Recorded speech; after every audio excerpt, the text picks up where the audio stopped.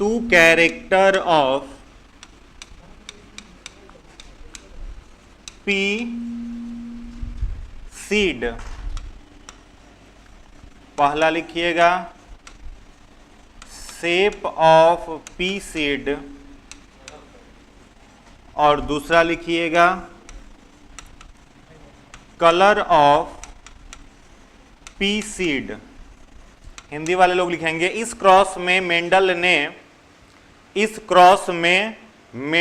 ने मटर के बीज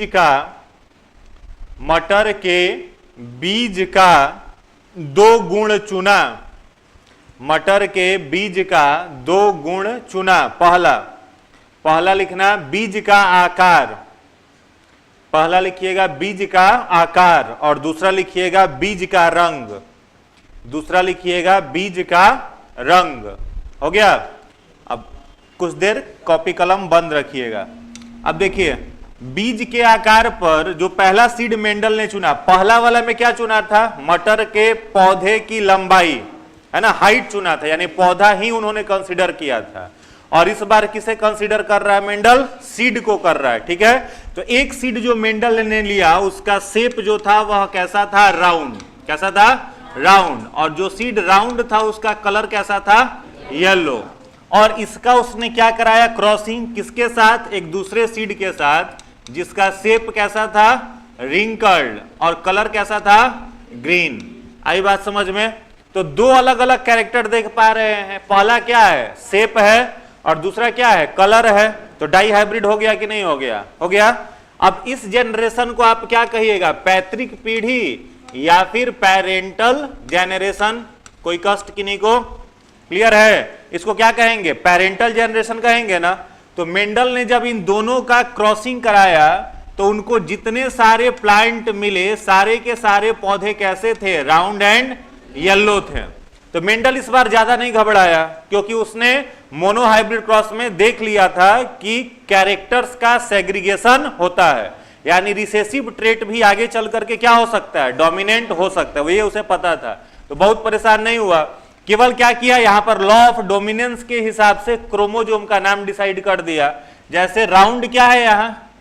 डोमिनेंट। तो इसको कैसे दिखा दिया? कैपिटल आर से। क्रोमोजोम पेयर में रहेगा ना हमेशा, कैपिटल आर से। येलो भी डोमिनेंट है तो येलो को किससे दिखा देगा? कैपिटल वाई से। ठीक है, तो ये वाला सीड बताओ, यहां पर इसको नहीं करके इसको हम लोग यहां कर लेते हैं। ठीक है, राउंड को किससे दिखा दिया? कैपिटल आर से। और येलो को कैपिटल वाई से। रिंकल्ड को किससे? स्मॉल आर से। ग्रीन को स्मॉल वाई से। तो यहां एक आर क्या आया होगा? कैपिटल, दूसरा स्मॉल। एक वाई कैपिटल, दूसरा स्मॉल। तो ये प्लांट क्या है? ओरिजिनल है या हाइब्रिड है? हाइब्रिड है। तो फिर मेंडल ने इस जनरेशन का क्या नाम दिया? F1 generation. F1 जेनरेशन मतलब फर्स्ट फेलियल जेनरेशन। प्रश्न आता है कि F का क्या मतलब है? तो याद रखना है फेलियल कहते हैं पीढ़ी। फर्स्ट को का F का मतलब यहां पर है फेलियल से। ठीक है, पीढ़ी, फर्स्ट फेलियल जेनरेशन। क्लियर है? अब देखो ये जो हाइब्रिड प्लांट है मेंडल ने इसमें फिर क्या किया? दो हाइब्रिड प्लांट का ही क्रॉसिंग करा दिया, राउंड और येलो का ही, जिसके क्रोमोजोम सेम वही थे। दो हाइब्रिड का क्रॉस करा दिया। ठीक है, तो जब हाइब्रिड का क्रॉस मेंडल ने कराया तो उसको कौन सा जनरेशन मिला? F2, second filial generation. तो सेकेंड फेलियल जनरेशन के लिए क्या चाहिए? Checker board. चेकर बोर्ड चाहिए ना, जो हम लोगों ने मोनो हाइब्रिड में देखा था। तो चेकर बोर्ड के लिए क्या चाहिए? क्रोमोजोम। तो क्रोमोजोम चाहिए, तो बताओ इससे संभावित कितने क्रोमोजोम बन सकते हैं? तो 4 बनेंगे। एक क्या बनेगा? राउंड और येलो बनेगा। दूसरा क्या बनेगा? Round and green. Round and green. तीसरा क्या बनेगा बताइए? रिंकल्ड और येलो। और चौथा क्या बनेगा? रिंकल्ड और ग्रीन। यह 4 ही ना बनेंगे? तो 4 क्रोमोजोम मिल गया। अब इस क्रोमोजोम के बेसिस पर हम क्या तैयार कर लेंगे? एक चेकर बोर्ड तैयार कर लेंगे। चेकर बोर्ड में कितने बॉक्स चाहिए हम लोगों को? 16। हॉरिजेंटल 4 और वर्टिकल भी 4।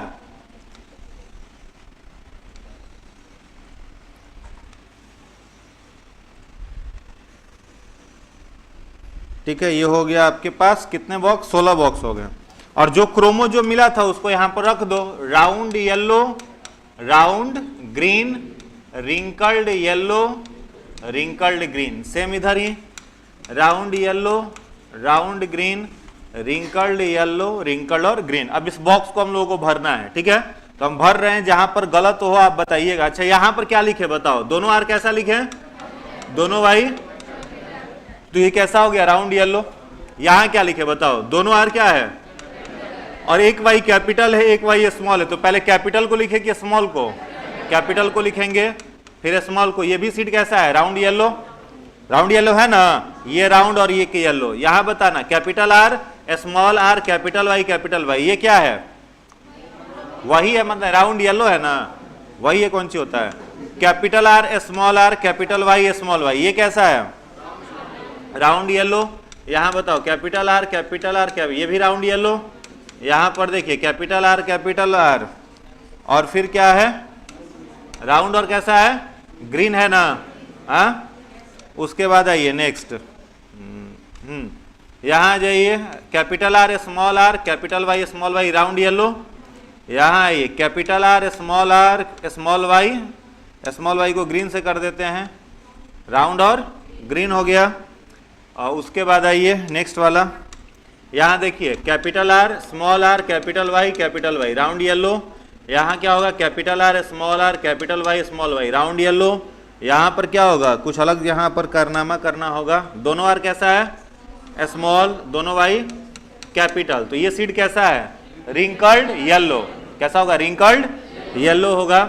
यहां पर भी कुछ उसी तरह का है, दोनों आर क्या है, कैपिटल एक वाई कैपिटल एक स्मॉल, तो क्या है, round yellow, sorry wrinkled yellow हो जाएगा। अब चलिए उधर आइए, यहां देखिए कैपिटल आर स्मॉल आर,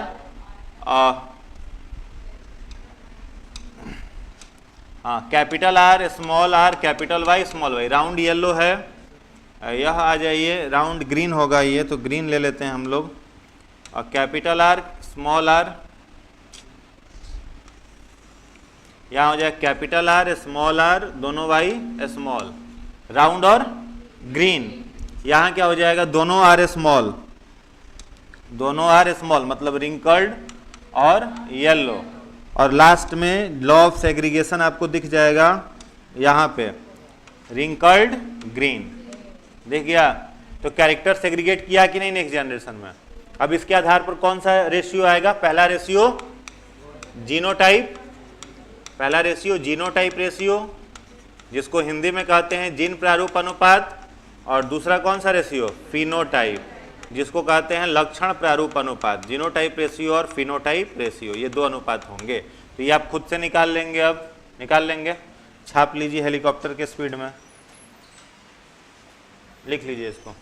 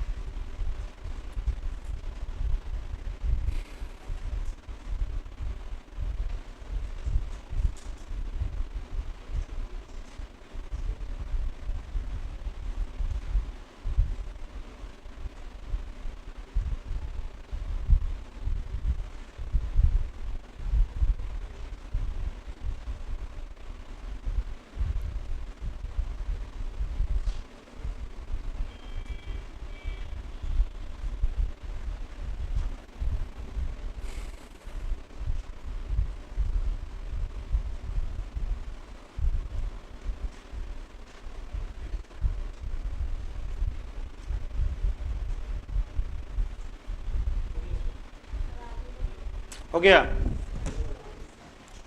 हाँ नेक्स्ट स्लाइड। रेशियो खुद से निकाल के लिख के बताइएगा।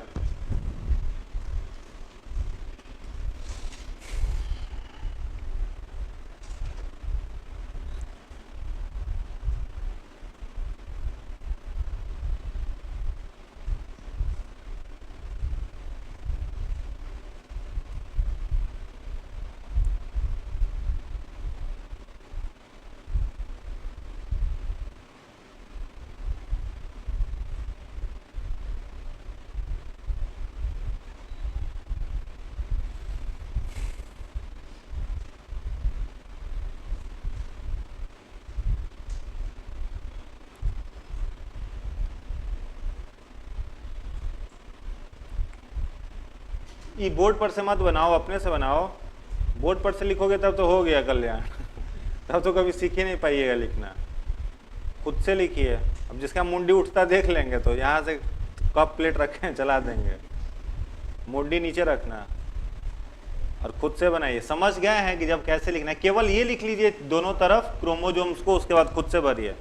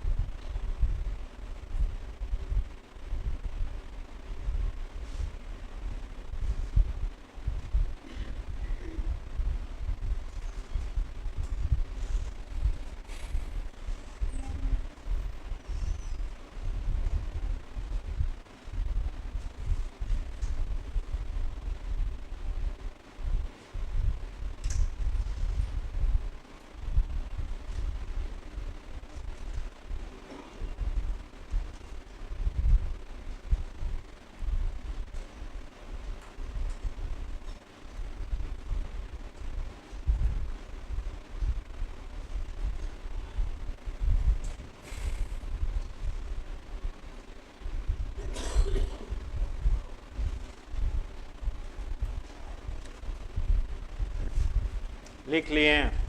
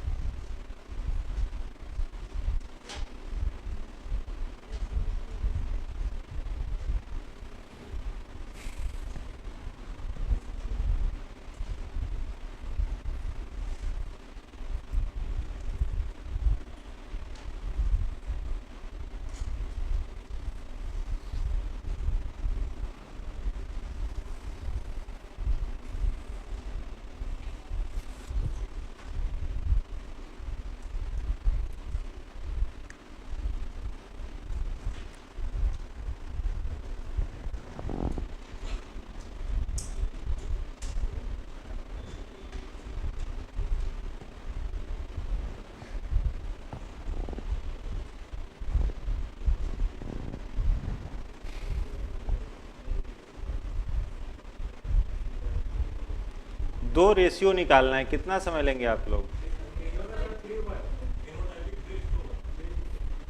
3:1। बकलोल 4 गो इसमें जब कैरेक्टर है तो तुम 3:1 में निकाल लोगे। 9331। अरे 4 कैरेक्टर है ना, राउंड येलो तो उसका एक रेशियो आएगा, राउंड ग्रीन उसका आएगा, तो वैसे निकालिए 4 का तब ना होगा।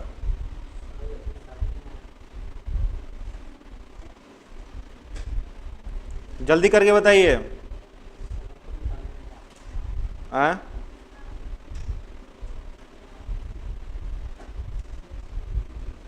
अरे इसमें कैरेक्टर काउंट करना है। अच्छा, हम लोग इवोल्यूशन के बारे में कुछ पढ़े थे क्या? डार्विन ये सब का थ्योरी लिखवाए थे आप लोगों को? नहीं लिखवाए हैं? हाँ, कंफर्म?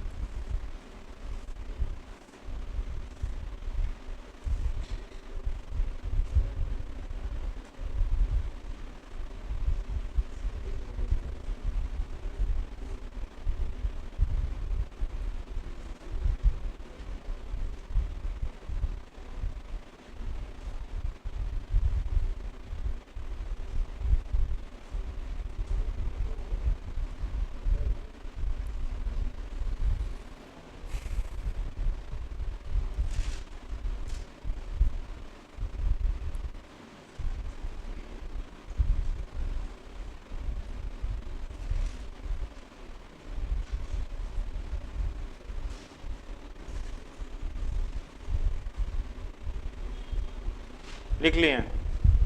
चलो देखो फटाफट लिख लो। जीनोटाइप कितना हो जाएगा? 9331। और फिनोटाइप लिख लीजिए।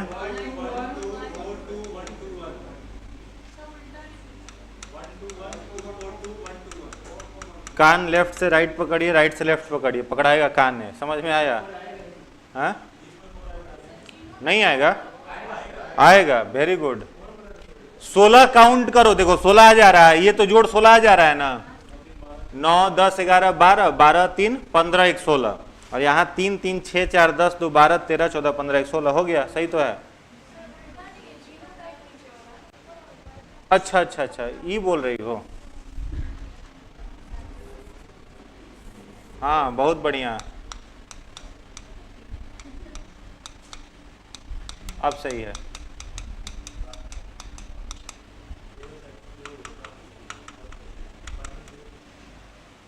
कोई दिक्कत इसमें किन्हीं को? ठीक है ना? नहीं पता चला? देखो पता चला रहे हैं। यहां क्या है? Phenotype ratio. फिनोटाइप रेशियो को हिंदी में कहा जाता है लक्षण प्रारूप। क्या कहते हैं? लक्षण। तो इसमें लक्षण कै गो है? 4 गो। कोई नहीं बोलेगा, बस आप बोलिएगा। इस लक्षण से आप क्या समझते हैं? ये हमने क्या लिखा है? Red yellow. आर का मतलब क्या है? राउंड। और वाई का मीनिंग येलो। ठीक है? और बाकी लोग नहीं बोलेंगे, बस वो बोलेंगे। बताइए जिनको समझ में नहीं, ये क्या है? राउंड और ग्रीन। बहुत बढ़िया। ये बताइए, ये आर का मतलब रिंकल्ड, और वाई का मतलब, और ये का आर का मतलब रिंकल्ड, और वाई का मतलब। आई बात समझ में? ठीक है? अब देखिए, इस पूरे बॉक्स में आप खोजेंगे तो आपको 9 जगह पर मिलेगा कौन सा कलर? राउंड और येलो। पूरे बॉक्स में 9 जगह पर। गिनिए, देखिए, 1 हो गया, 2 3 4 5 6 7 8 9, है ना? इसलिए क्या लिखा? 9। राउंड और ग्रीन खोजिएगा पूरे बॉक्स में तो 3 जगह मिलेगा। ठीक है? फिर रिंकल्ड येलो खोजिएगा तो कितने जगह मिलेगा? 3 जगह। और एक जगह केवल मिलेगा कौन सा? रिंकल्ड और ग्रीन। ठीक है? तो वो रेशियो हो गया। अब इन पूरे बॉक्स में आप खोजिएगा कि ये वाला gene capital R capital R capital Y कितने जगहों पर आया है? तो केवल एक ही स्थान यहीं पर है। ठीक है? उसके बाद ये वाला खोजिएगा तो पूरे बॉक्स में ये 2 जगहों पर मिलेगा। इस तरह से खोज करके इसको लिखा गया है। तो फिनोटाइप, जीनोटाइप को, तो जीनोटाइप आज तक पूछा नहीं है किसी भी परीक्षा में। हर जगह पर क्या पूछा है? फिनोटाइप। तो ये फेमस रेशियो है मेंडेलियन डाइहाइब्रिड क्रॉस का, फिनोटाइप रेशियो। चलिए आगे बढ़े। हाँ चलिए अगला छोटा सा हेडिंग बनाइएगा, इवोल्यूशन, क्रमिक विकास। इवोल्यूशन, क्रमिक विकास। इवोल्यूशन जिसको हिंदी में कहते हैं क्रमिक विकास। इसमें डैश देकर के लिखिएगा, ग्रेजुअली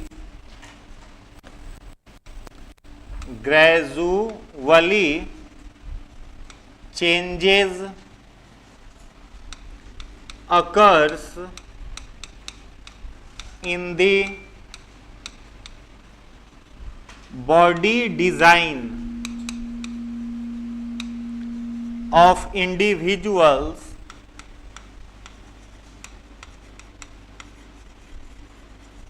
called evolution। जीवों की शारीरिक संरचना में धीरे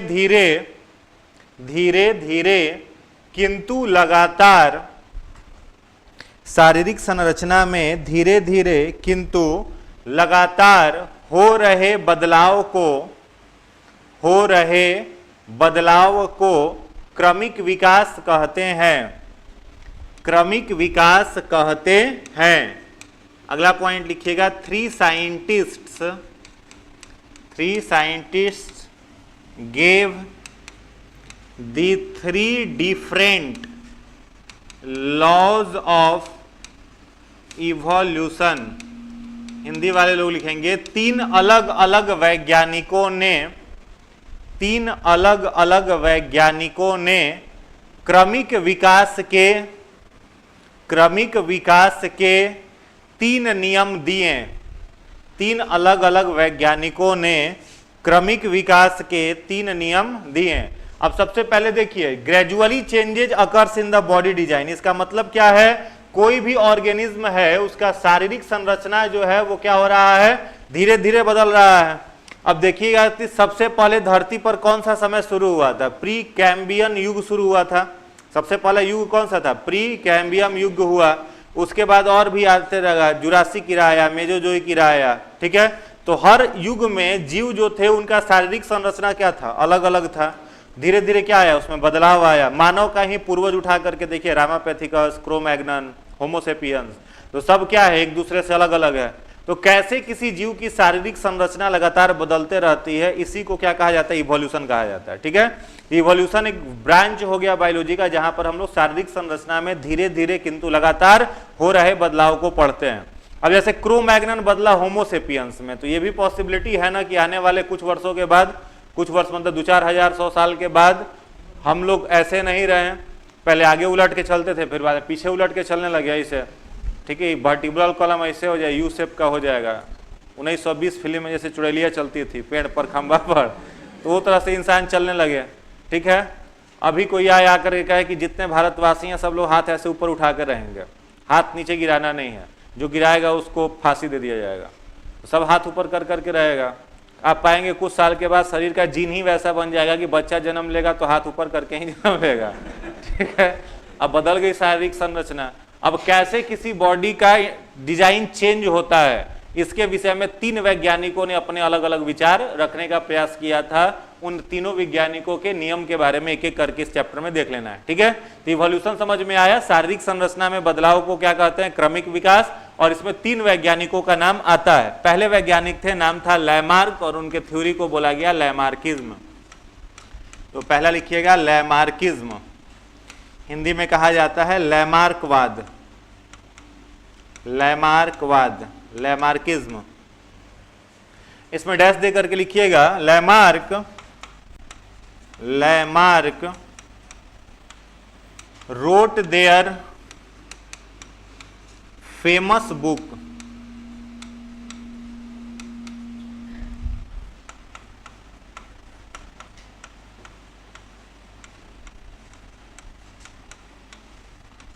philosophy zoologic based on evolution। Hindi वाले लोग लिखेंगे लैमार्क ने क्रमिक विकास पर आधारित लैमार्क ने क्रमिक विकास पर आधारित अपनी प्रसिद्ध किताब फिलोसोफी जूलॉजिक लिखी। फिलोसोफी जूलॉजिक लिखी। अगला पॉइंट लिखिएगा, Lamarck gave the theory of use and disuse organ. Lamarck ने अंगों का उपयोग एवं अनुपयोग ब्रैकेट में लिखिएगा यूज एंड डिसयूज ब्रैकेट बंद सिद्धांत दिया। यूज एंड डिसयूज सिद्धांत दिया। ठीक है, अब इसको देखो, लैमार्क एक वैज्ञानिक आते हैं जिन्होंने एक किताब लिखी, कौन सी? Philosophy zoologic. परीक्षा में क्वेश्चन कई बार आया है, घटना चक्र में मिलेगा कि किस वैज्ञानिक ने सर्वप्रथम क्रमिक विकास को समझाने का प्रयास किया। ऑप्शन में किनका नाम देगा आपको? पहला नाम देगा लैमार्क का, दूसरा नाम देगा डार्विन का, तीसरा देगा ह्यूगो डी ब्रिज का। इस तरह से कर करके 3-4 ऑप्शन आपको दे देगा और पूछेगा कि किस वैज्ञानिक ने कौन सा सबसे पहले इवोल्यूशन को समझाया। तो सबसे पहले प्रयास किसने किया था? लैमार्क ने किया था। भले ही इनकी थ्योरी जो थी वो गलत थी, सही थ्योरी नहीं था इनका। जैसे हम लोग एटम पढ़ रहे थे तो एटम में शुरू में कौन सा थ्योरी पढ़ रहे थे? सही की गलत? गलत थ्योरी। वैसे इनका भी थ्योरी गलत है। यूज एंड डिसयूज के आधार पर ऑर्गेनिज्म का बॉडी डिजाइन नहीं बदलता, लेकिन उन्होंने इसी से जोड़ करके बताया। यूज एंड डिसयूज समझ रहे हैं? जिस अंग का अधिक उपयोग होगा वो अंग शरीर में रहेगा और उसका विकास होगा, और जिसका उपयोग कम होगा या नहीं होगा वो अंग शरीर से डिसअपियर हो जाएगा, नष्ट हो जाएगा। ये बात कहता है। जैसे जिराफ, क्वेश्चन आता है कि लैमार्क ने समझाया किस चीज से, तो जिराफ का उदाहरण दिया कि जिराफ जो था वो कैसा था? शॉर्ट नेक एनिमल था, उसकी गर्दन छोटी होती थी। जिराफ कैसा है? प्राइमरी कंज्यूमर, सेकेंडरी या टर्शियरी? प्राइमरी। जिराफ कैसा कंज्यूमर है? प्राइमरी। शाकाहारी है तो वो केवल हर्ब्स खाता था, तो जंगल में आग लगा तो नीचे का सारा वनस्पति जल के खत्म। अब भूखे मरेगा जिराफ, तो क्या करने लगा? गर्दन ऊंचा करके पेड़ के पत्तों को खाने का प्रयास करने लगा, और उस क्रम में क्या हुआ? पेड़ के पत्ते को छूने के चक्कर में गर्दने उसका लमड़ गया और एकदम में लमड़ गया, ऊंचा तक हो गया। ठीक है, तो शॉर्ट नेक एनिमल जिराफ जो था वो लॉन्ग नेक एनिमल में बदल गया। ये बताया किसने? जो कि गलत था, सही था नहीं। ठीक है, मानव के बारे में क्या बताया कि हम लोग क्रो-मैग्नन थे या फिर उसके पहले थे। पाषाण काल में हम लोग क्या खाते थे? कच्चा मांस। अब बाघ का आविष्कार नहीं हुआ तो क्या खाओगे? कच्चा मांस खाओगे। तो कच्चा मांस खाओगे तो दांत मजबूत चाहिए। कौन सा दांत मजबूत चाहिए? केनाइन टीथ मजबूत चाहिए। तो हम लोग क्या करते थे? मांस को मारते थे, पकड़ते थे, कच्चे खा जाते थे। बाद में आग का आविष्कार हुआ। तो आग का आविष्कार का कहानी सभी को पता है। दावानल के चलते जंगल में क्या हुआ? आग लगा। क्रो-मैग्नन कहाँ बैठा था? पेड़ की टहनियों पर कूदक के भाग गया। ठीक है, कुछ साल या महीनों बाद जब आग बुझा तो वापस जंगल में आया तो जंगली जानवर जल के मरे हुए थे, तो उनका कच्चा मांस खाया गया। किसके द्वारा? क्रो-मैग्नन के द्वारा। तो मिजाज इसका खुश हो गया, है ना। अब मान लो कच्चा मांस रोज खा रहे हो और आपको भेजे कहाँ पर? KFC में। तो KFC में जाओगे तो क्या होगा? अच्छा वाला फीलिंग आएगा। तो पहला बार उसको कौन सा मांस मिला? KFC का मिला। तो खुश हो गया, कहा कि अब आग कैसे लगाएं। तो आग लगाने के लिए क्या किया? पत्थर को टकरा करके आग लगाने लगा। आग लगा, यही तर्क दिया था किसने? लैमार्क साहब ने, कि वो आग का आविष्कार किया तो क्या खाने लगा? पका हुआ मांस खाने लगा। तो केनाइन टीथ का मेहनत घट गया, जिसके चलते राक्षस जैसा दांत जो हम लोगों में केनाइन था वो मॉडिफाई होकर के कैसा हो गया? शाकाहारी जंतुओं की तरह हो गया, यानी इसका विकास कम हो गया। और भी कई सारी बातें बताई। पेड़ पर रहना इंसान बंद कर दिया तो पूंछ धीरे धीरे शरीर से खत्म हो गया। हम लोगों में पूंछ पहले था जब तक क्रो-मैग्नन थे, आज भी उसका सबूत है, क्योंकि आज भी हम लोगों में टेल बोन पाया जाता है, जिसको कॉक्सिडिना बोन कहते हैं। तो वो हड्डी आज भी है, लेकिन पूंछ जो था वो शरीर से गायब। ठीक है, तो पूछ हुआ करता था, ये भी समझाया किसने, लैमार्क ने। कहा कि बैलेंसिंग ऑर्गन था, पेट पर रहते थे हम लोग, शरीर पर बड़े बड़े बाल थे जो मैमल्स के होते हैं, ठीक है। तो वस्त्रों का आविष्कार नहीं हुआ था, तो तापमान से बचाते थे। तो बाद में क्या करने लगे हम लोग, कपड़ा पहन करके, पत्तों को पहन के सिलसिल के पहनने लगे, तो क्या हो गया, शरीर में बाल जो थे वो धीरे धीरे डिसअपियर हो गए। तो यही था use and disuse organ theory. जिसका उपयोग करोगे वो डेवलप होगा, जिसका उपयोग नहीं करोगे वो शरीर से समाप्त हो जाएगा। प्रश्न आता है कि इस थ्योरी के बारे में लैमार्क ने किस किताब में लिखा, फिलोसोफी जूलॉजिक में लिखा। क्लियर है। चलो दूसरा, डार्विन चाचा का नाम लिखो। दूसरे कौन,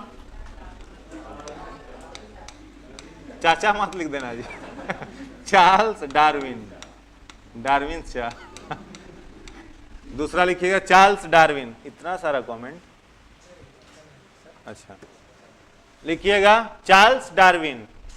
पहला पॉइंट लिखिएगा, known as father of evolution, known as father of evolution. इन्हें क्रमिक विकास का जनक कहते हैं, इन्हें क्रमिक विकास का जनक कहते हैं। दूसरा पॉइंट लिखना, ही रोड देयर फेमस बुक, कौन सा था,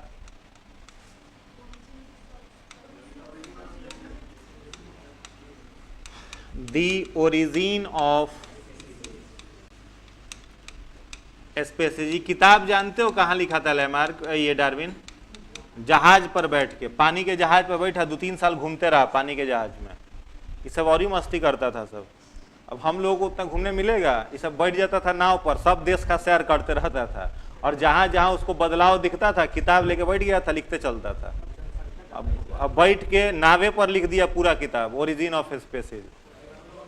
तो हिंदी वाले लोग लिख लीजिए, उसने अपनी प्रसिद्ध किताब, उसने नहीं तो इज्जत दे दो, उन्होंने अपनी प्रसिद्ध किताब दी ओरिजिन ऑफ स्पेसीज लिखी। प्रसिद्ध किताब दी ओरिजिन ऑफ स्पेसीज लिखी। और नेक्स्ट पॉइंट लिखिएगा, Darwin gave the theory of, Darwin gave the theory of natural selection. Darwin gave the theory of natural selection in which he state that, Hindi वाले लोग लिखेंगे, Darwin ने प्राकृतिक चयनवाद का सिद्धांत, डार्विन ने प्राकृतिक चयनवाद का सिद्धांत, ब्रैकेट में लिख लीजिएगा, क्या लिखिएगा, नेचुरल सिलेक्शन, ब्रैकेट में लिख लीजिएगा नेचुरल सिलेक्शन, प्राकृतिक चयनवाद ब्रैकेट में नेचुरल सिलेक्शन का सिद्धांत दिया। हो गया, जिसमें उन्होंने निम्न बातें कही, जिसमें उन्होंने निम्न बातें कही। ठीक है, तो क्रमिक विकास का जनक किसे कहा जाएगा, डार्विन को। कौन सा किताब लिखा इन्होंने, origin of species. Gregor John Mendel का यही थ्योरी चोरी किया था, बताए थे ना, कौन चोरी किया था, यही किया था। अब नेचुरल सिलेक्शन में इसने क्या किया, प्रश्न आता है कि लैमार्क के थ्योरी को गलत किसने बताया, तो क्या कहोगे, डार्विन। लैमार्क के थ्योरी को गलत बताने वाले कौन थे, डार्विन थे। ठीक है, हाँ, तो इसमें 3 बातें इसने कही। पहली बात लिखिएगा, इसमें फर्स्ट पॉइंट लिखिएगा, पहला लिखिएगा थ्योरी ऑफ ओवर प्रोडक्शन। पहला लिखेंगे theory of over production. Hindi वाले लोग लिखेंगे सभी प्रजातियों में संतान उत्पन्न की असीम संभावनाएं होती हैं। सभी प्रजातियों में संतान उत्पन्न की असीम संभावनाएं होती हैं। दूसरा लिखिए, और ब्रैकेट में लिख लेना theory of over production, bracket में लिख लीजिएगा थ्योरी ऑफ ओवर प्रोडक्शन। दूसरा लिखिएगा स्ट्रगल फॉर एग्जिस्टेंस। हिंदी वाले लोग लिखेंगे जीवन यापन हेतु संघर्ष, जीवन यापन हेतु संघर्ष, जीवन यापन हेतु संघर्ष। ब्रैकेट में इंग्लिश लिख लीजिएगा स्ट्रगल फॉर एग्जिस्टेंस। ये दो प्रकार का होता है, लिख लीजिएगा inter species, inter species struggle. Hindi में इसे क्या कहते हैं, क्या कहेंगे बताइए, विजातीय संघर्ष। इसे हिंदी में कहा जाएगा विजातीय संघर्ष। और दूसरा कौन सा है, intra species struggle, intra species struggle, इसको कहते हैं समजातीय संघर्ष, समजातीय संघर्ष। ठीक है। और तीसरा थ्योरी इनका था survival of fittest, survival of fittest. Fittest ठीक लिखे हैं ना, हाँ नहीं लिखे हैं, सर्वाइवल ऑफ फिटेस्ट। अब ठीक है, नहीं हुआ तो तुम लिख लेना, ठीक, सर्वाइवल ऑफ फिटेस्ट हो गया। अब इसको एक एक करके देख लीजिए। पहला लैमार्क क्वेश्चन आएगा, डार्विन ने कौन सा सिद्धांत दिया, तो क्या कहिएगा, प्राकृतिक चयनवाद। और कंफ्यूज करने के लिए आपको क्या कहेगा, कंफ्यूज करने के लिए कहेगा इन तीनों में से कोई एक नाम दे देगा और पूछेगा कि किसने यह थ्योरी दिया था। तो यह तीनों बातें सम्मिलित हैं किस चीज के अंदर, इवोल्यूशन थ्योरी, नेचुरल सिलेक्शन के अंदर में। ठीक है, तो इन तीनों में से कोई एक थ्योरी दे करके पूछ सकता है कि किस वैज्ञानिक का सिद्धांत था। तो पहला इसमें क्या है, थ्योरी ऑफ ओवर प्रोडक्शन में ये आपका नेचुरल सिलेक्शन में पहला थ्योरी क्या है, ओवर प्रोडक्शन। यानी इनका यह अटूट विश्वास था और मानना था यदि धरती पर किसी प्रजाति को अपना जीवन बचा करके रखना है तो उसे मैक्सिमम अपने तरह के जीवों को जन्म देना चाहिए। ठीक है, ओवर प्रोडक्शन। और जो यह काम नहीं करेगा, तर्क किसने क्या दिया, इनका तर्क था कि धरती से डायनासोर खत्म हो गए। क्या कारण था कि उसने प्रजनन प्रॉपर नहीं किया। ठीक है, जो कि कारण कई वैज्ञानिक उनकी इस बात को गलत मानते हैं। उनका कहना है कि वो प्रजनन के कारण नहीं खत्म हुए, उनके खत्म होने का कारण क्या था, उल्का पिंड का गिरना। ठीक है, ये क्या कहा, प्रजनन नहीं करने के कारण प्रजाति खत्म हुई। तो कहा कितना प्रजनन हो जाए कि धरती पर उसकी प्रजाति बनी रहे। ठीक है, मैक्सिमम ऑफ स्प्रिंग को जन्म दे। हमने आपको पिछले दिन भी कहा था आजादी से पहले हम लोग कितने करोड़ थे, 34 करोड़, 33 से 34 करोड़ अपनी जनसंख्या थी। बांग्लादेश पाकिस्तान दोनों अपने में ही था, बांग्लादेश तो खैर बहुत बाद में जाके अलग हुआ। तो हम लोग मात्र 34 करोड़ थे। आज कितने हम लोग, 142 करोड़, पॉइंट में कुछ है, 143 करोड़ भारत की क्या हो गई जनसंख्या। कितने वर्षों में, 75 करोड़, 75 वर्षों में। 4-5 गो उल्का पिंड गिर जाए तब वो खत्म होने वाला, कहीं ना कहीं से निकल जाएगा, उल्का पिंड से दबाएगा फिर इधर से निकल जाएगा, प्रजाति खत्म होने वाला नहीं है। इतना हो गया, सीरियस ले लिया, इसको नहीं लेना चाहिए, इसलिए हम इसको बदमाश मानते हैं। दूसरा थ्योरी क्या दिया, स्ट्रगल फॉर एग्जिस्टेंस, यानी एग्जिस्ट करने के लिए, बने रहने के लिए धरती पर क्या करना होगा, स्ट्रगल। क्या करना पड़ेगा, स्ट्रगल। स्ट्रगल कितने प्रकार का होता है, 2 प्रकार का। पहला स्ट्रगल कौन सा है, इंटर स्पेसीज। इंटर माने क्या होता है, सुने हैं ना, इंटर कास्ट मैरिज माने दूसरा जाति में विवाह। और यहाँ पर प्रजाति ही अलग हो गई, जाति ही नहीं, क्या अलग हो गई, प्रजाति। इंटर स्पेसीज, तो समझिए इंटर स्पेसीज होगा तो पटेगा तो नहीं है, मार झगड़ा होगा ही। ठीक है, जंगल में हिरण और शेर का संघर्ष क्या कहलाएगा, इंटर स्पेसीज स्ट्रगल कहलाएगा।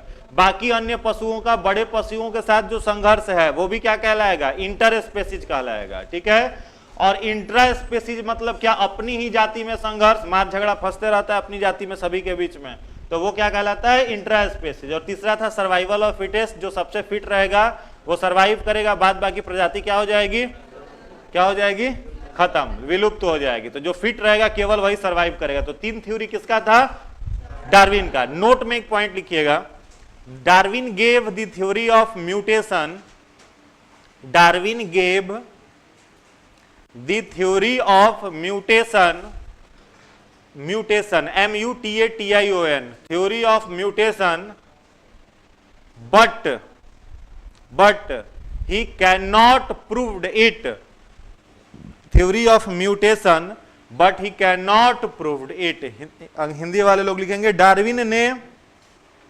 डार्विन ने उत्परिवर्तनवाद का सिद्धांत दिया, उत्परिवर्तनवाद का सिद्धांत दिया, लेकिन वह इसे साबित नहीं कर पाए, लेकिन वह इसे साबित नहीं कर पाए। हो गया, लिख लिए। चलिए अब अगला वैज्ञानिक एक आता है जिसका नाम था ह्यूगो डी व्रिज। क्या नाम था? Hugo de Vries. इसके नाम से लगता है देख करके कि वास्को डी गामा का भाई हुई था ये। था सब वो सबके नाम में क्या आता था? पुर्तगाली सबके डी आता था सब में। Nino de Cunha, Almeida, Vasco da Gama, सब में। हाँ, तो ह्यूगो डी व्रिज, इसमें लिखिएगा ही proved the theory of mutation. इन्होंने उत्परिवर्तनवाद के सिद्धांत को साबित किया। इन्होंने उत्परिवर्तनवाद के सिद्धांत को साबित किया। एक और पॉइंट लिखिएगा, this theory is also called, this theory is also called modern synthesis theory of evolution. This theory is also called modern synthesis theory of evolution. इस सिद्धांत को विकासवाद का, इस सिद्धांत को विकासवाद का आधुनिक संश्लेषित सिद्धांत, आधुनिक संश्लेषित सिद्धांत कहा जाता है। अब मान लो क्वेश्चन आपसे पूछे कि निम्नलिखित में से क्रमिक विकास का मुख्य कारण क्या है? ऑप्शन दे दे आपको नेचुरल सिलेक्शन, या फिर नेचुरल सिलेक्शन के तीनों पॉइंट, नेक्स्ट ऑप्शन दे दे म्यूटेशन, उसके बाद दे दे यूज एंड डिसयूज ऑर्गेन। तो किसे चुनिएगा? ठीक है, इसके ऊपर का सब फ्लॉप है। विकासवाद का जो मुख्य कारण है वह क्या है? म्यूटेशन, उत्परिवर्तन। उत्परिवर्तन मतलब क्या होता है? इन्वायरमेंट के आधार पर जीव का शारीरिक संरचना में बदलाव आना।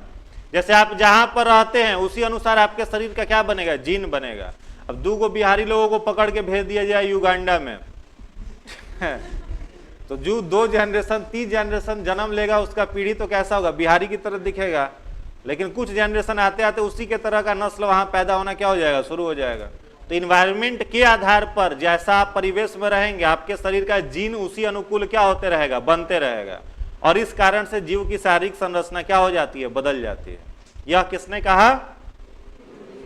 म्यूटेशन का आइडिया आ गया था। डार्विन बुड़बक था नहीं, बदमाश था लेकिन बुड़बक नहीं था, दिमाग में आ गया था, बस साबित नहीं कर पाया। साबित करने से पहले बेचारा चल बसा। ठीक है, रहता तो साबित कर ही देता वो, लेकिन उपाधि लेकर के चला गया। उसने चूंकि यह बता दिया था कि म्यूटेशन के कारण होता है, इतना उसने मेहनत कर दिया था, इस कारण से उसको थोड़ा सा ये मिल जाता है। चलिए, हो गया। इसमें किन्हीं को कोई दिक्कत? नेक्स्ट पढ़िएगा या फिर क्वेश्चन बताइएगा? ये बोलिए, क्वेश्चन नहीं बताइएगा, बताइएगा। लाल वाला सैंडिस्क का पेन ड्राइव लेते हैं जिस पर आर लिखा होगा।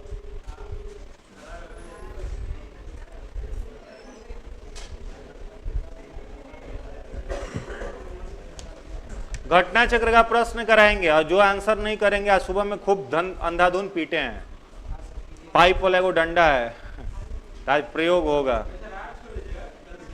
अच्छा, पिटाई कल से? आप ही तो डेली करते थे क्वेश्चन पूछने। पार्टिकुलर सामूहिक बेइज्जती करें कि एक एक करके?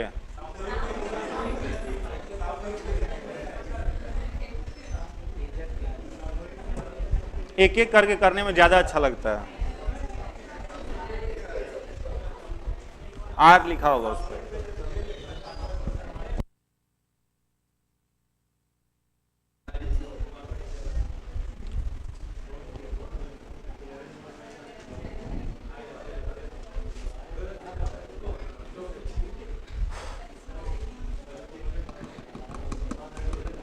घटना चक्र तो आप लोग बना लिए होंगे।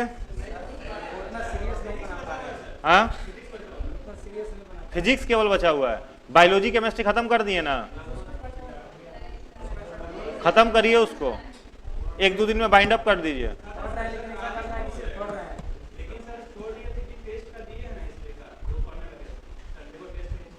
हिस्ट्री क्लास कहाँ हो रहा है आप लोगों का?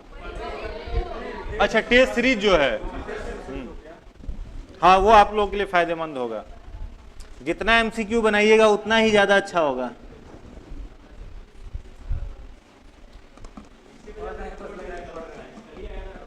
तो अभी जो क्वेश्चन कराएंगे घटना चक्र का ही क्वेश्चन है, थोड़ा सा हमने उसमें संशोधन कर दिया है और मुश्किल थोड़ी सी बढ़ा दी है क्वेश्चन में, है क्वेश्चन घटना चक्र का ही। सुबह वाले बैच में घटना चक्र सीरीज करा रहे हैं हम, उसमें पूरा घटना चक्र पढ़ा देंगे एक बार।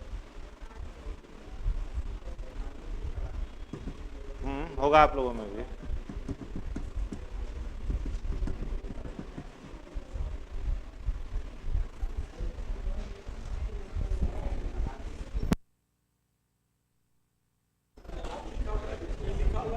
आर है आर।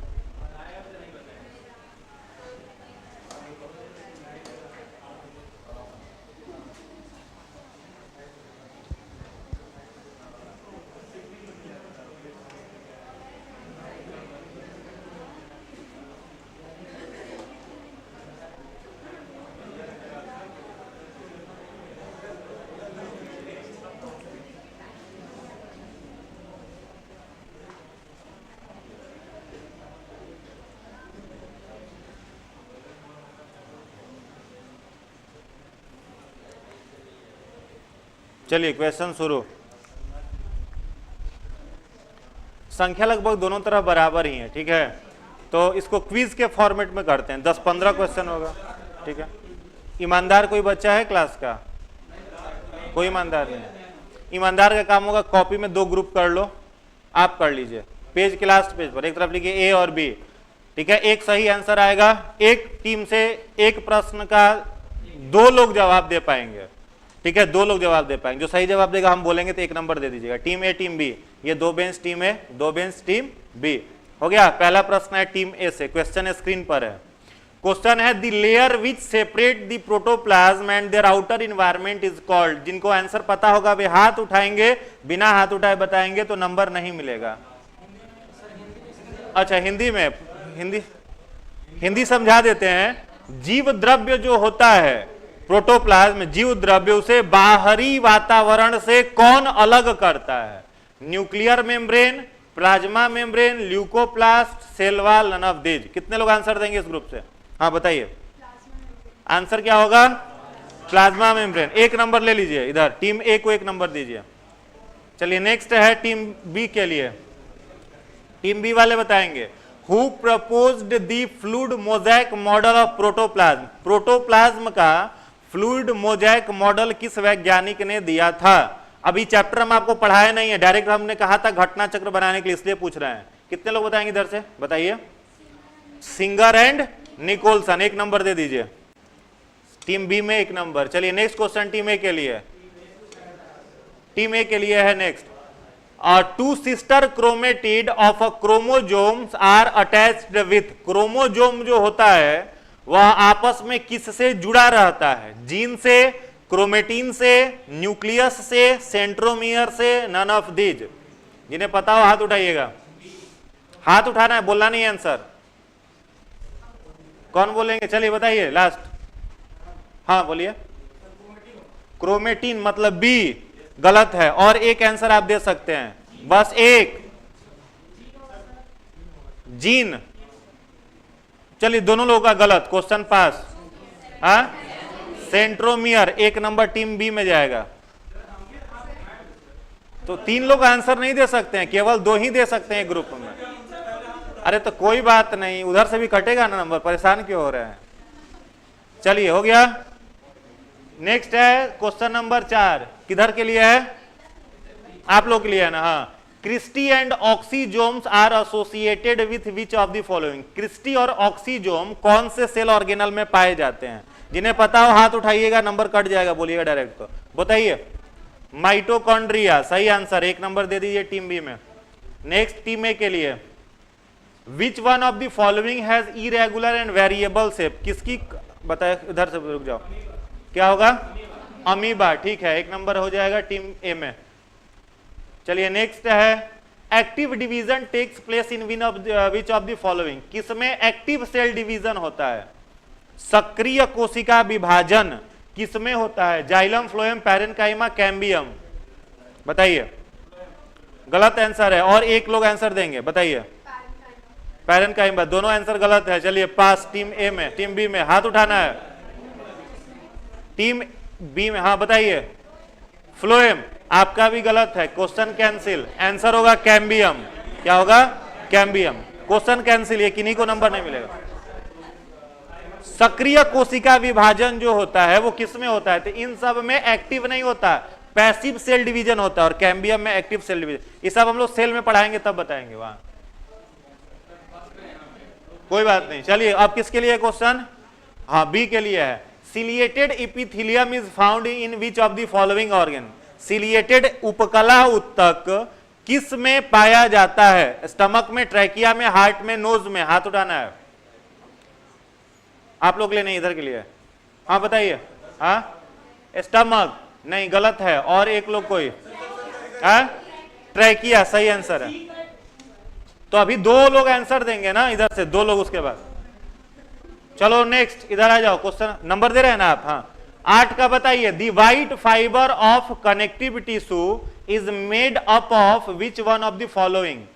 व्हाइट फाइब्रस टिश्यू जो होता है ना, संयोजी उत्तक का, वह किसका बना होता है? उसमें क्या पाया जाता है? लिग्निन, केराटिन, इलास्टिन, कोलाजेन, या नन ऑफ दीज?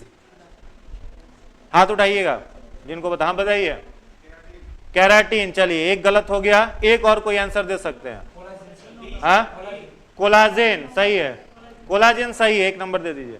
चलिए question number 9 team B, what happened to collagen when boiled in water at normal pressure and temperature. Collagen का क्या होगा जब उसे सामान्य ताप और दाब पर गर्म किया जाए? Change into gelatin, change into elastin, change into fibrin, no change, none of this. हाथ उठाइएगा।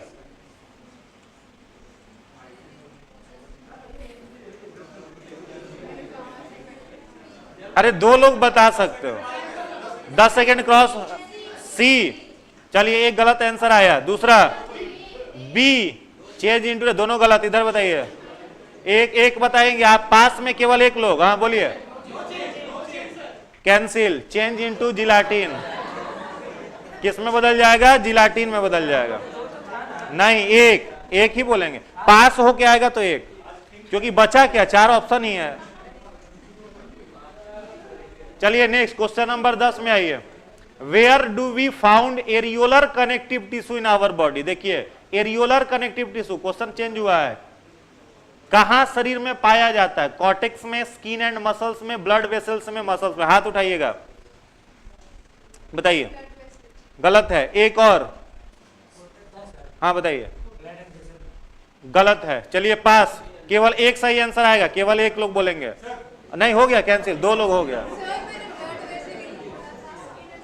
हाँ, स्किन एंड मसल सही आंसर है। चलिए 1 नंबर दीजिए उधर, टीम बी में 1 नंबर। चलिए अगला क्वेश्चन टीम बी के लिए। टीम बी के लिए नेक्स्ट है, which of the following is a part of cell. बहुत आसान बच्चा वाला क्वेश्चन है। क्या होगा? Plasma membrane. टीम बी में 1 नंबर जाएगा। Team A, which of the following is the true about animal cell. आराम से पढ़ के बताइए, हाथ उठाइएगा। जंतु कोशिका के बारे में कौन सा कथन सही है? हाथ उठाइएगा, डायरेक्ट बोलिएगा तो नंबर काट देंगे, है ना? आपसे अभी इजी नहीं पूछे थे सेल का कौन सा पार्ट है? हाँ बताइए। D, A and B both, ठीक है। 1 नंबर दीजिए टीम ए को। 13 नंबर क्वेश्चन टीम बी के लिए, दी प्रोसेस बाय विच, सोचने के लिए तो टाइम दे ही रहे हैं, घबरा के आप ही लोग हाथ उठा दे रहे हैं। The process by which carbon dioxide, oxygen and water move across the plasma membrane is called, वह प्रक्रिया जिसके माध्यम से कार्बन डाइऑक्साइड, ऑक्सीजन और जल कोशिका झिल्ली से पार कर जाते हैं, क्या कहलाता है? Diffusion, osmosis, inhalation, acceleration. हाथ उठाइएगा। किसके लिए है क्वेश्चन? हाँ, बी के लिए। बताइए। एक गलत आंसर आया है, एक और विकल्प बोलिए। डिफ्यूजन सही आंसर, 1 नंबर दे दीजिए। विसरण।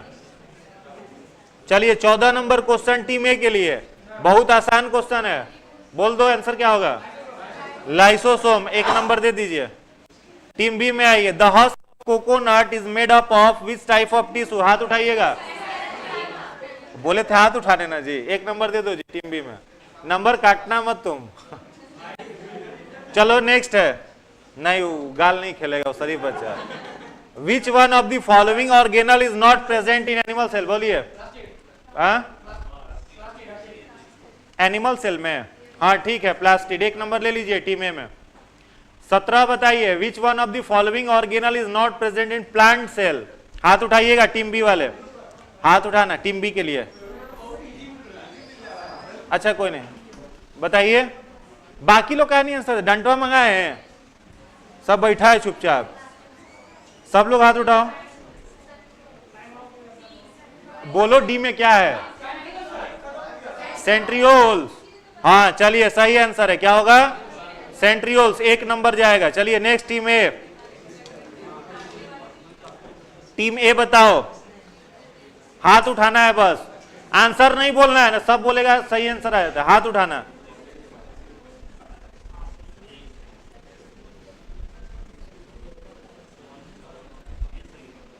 इसमें एक कोई बोलेगा, बस एक ही आएगा आंसर, इसलिए सोच समझ के।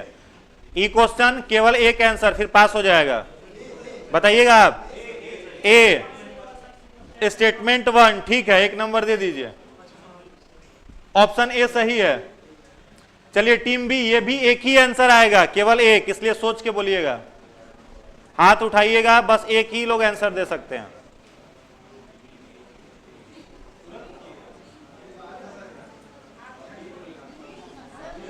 एक मिनट, चलो हाथ उठाओ।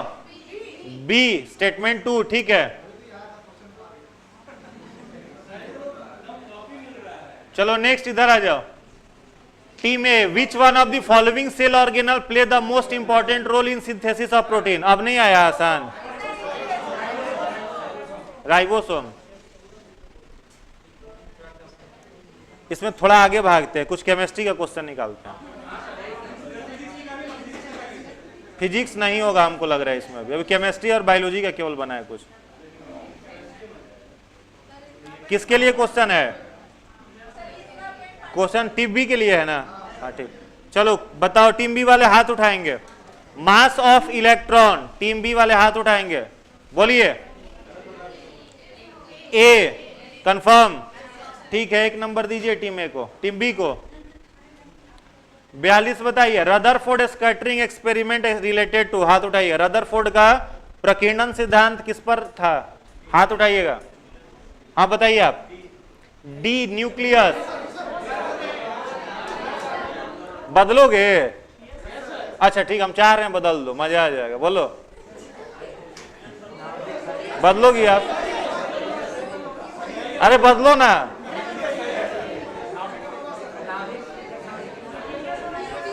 न्यूक्लियस ही होगा।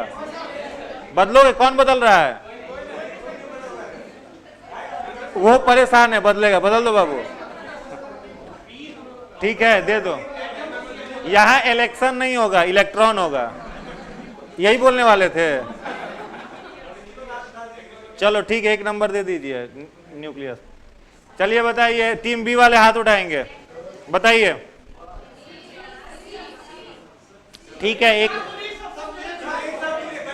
कौन देख रहा है? कॉपी देख रहा है सब?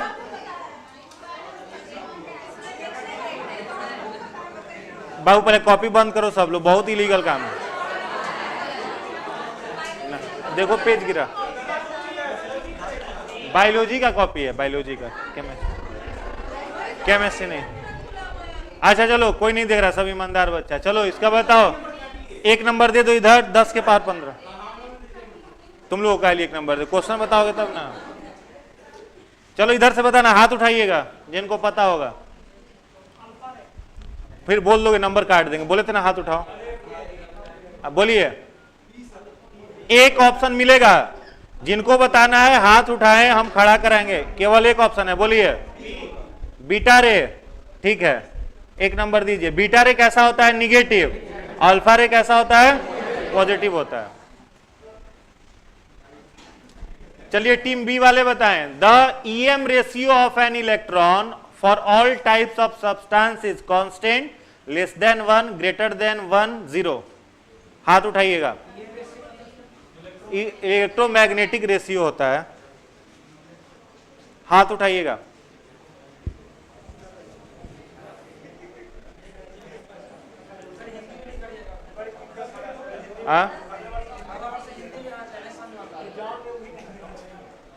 अच्छा समझो क्या दिक्कत है, आसान तो है। ईएम अनुपात जो है, कौन, इस सब वर्ड तो समझ में आने वाला है जी। बताओ, टीम बी वाले के लिए है। चलिए टाइम खत्म, पास कर दें तो जल्दी हाथ उठाइए, कुछ भी बोलो। ए कांस्टेंट, कोई बदलोगे? चलो सही है, 1 नंबर दे दीजिए।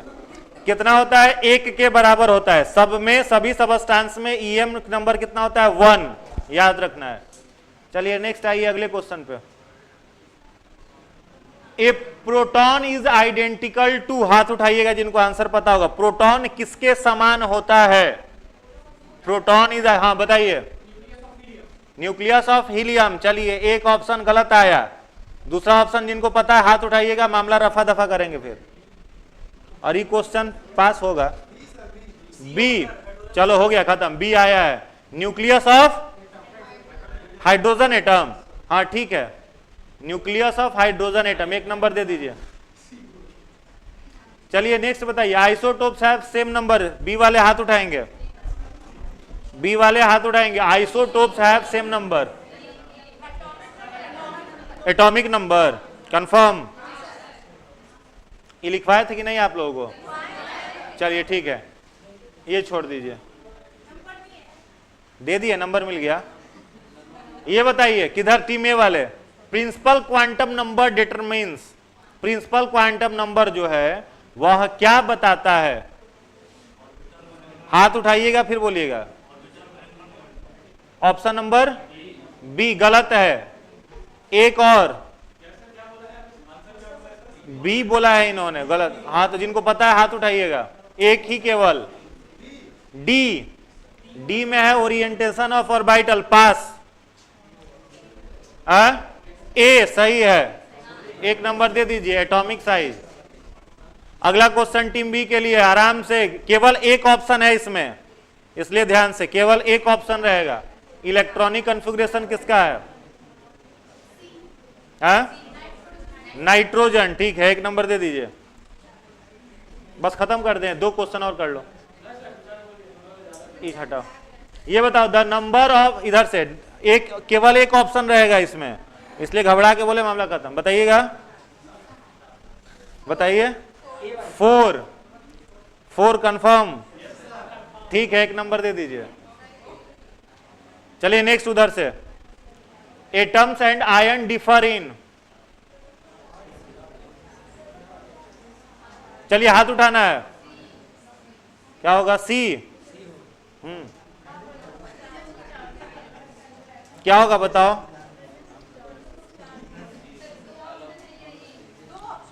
नहीं, एक, हाँ 2 ऑप्शन है, बताओ। डी गलत है, सी दोनों गलत। अच्छा सी सही है, सी सही है, हाँ सी सही है, प्रेजेंस ऑफ चार्ज, 1 नंबर। चलिए एक इधर से आया, बताइए फटाफट। Value of EM of an electron was measured by, हाथ उठाइएगा, एक ऑप्शन केवल, बताइएगा आप। पास, एक ऑप्शन है उधर भी पास, एक ही ऑप्शन केवल है। कैसे दूगो कोई बोला? अभी तक आंसर आया ही नहीं, हाथ उठाइएगा। बी जे थॉमसन सही है, 1 नंबर दे दीजिए। इलेक्ट्रॉन का खोज किया थॉमसन ने, तो ईएम नंबर कौन बताएगा? चलो अब किसके लिए है? टीम बी का है। ए का क्वेश्चन है, बी का है। चलिए बी वाले लोग पढ़िए, बताइए फिर क्या होगा। एक ऑप्शन, इसमें भी एक ही ऑप्शन है, इसलिए आराम से पढ़ के बताइएगा। एक ऑप्शन बताइए, ऑप्शन ए। कंफर्म चेंज करना है? कर दो। चलिए ठीक है, 1 नंबर दे दीजिए। इलेक्ट्रॉन कितना, प्रोटॉन कितना, न्यूट्रॉन कितना? 12। चलिए इधर वाले लोग बताइए, number of electron in outer shell of most stable और inert atom is. Last question D 8। ठीक है, 1 नंबर दे दीजिए। लास्ट उस पर खत्म हो जाएगा, ये लास्ट क्वेश्चन है। बताइए which one of the following pair are isotopes. हाथ उठाना है जिनको पता होगा। केवल एक ऑप्शन, केवल एक ऑप्शन है, डी हाइड्रोजन एंड ड्यूटेरियम। चलिए ठीक है, नंबर जोड़ दीजिए, 1 नंबर दे दीजिए। 1 नंबर दे दो इधर, जोड़ो कितना हुआ? नहीं, आप लोग भी लिख रहे थे। वाह, 3 नंबर से जीत गए। चलिए बहुत बढ़िया। इधर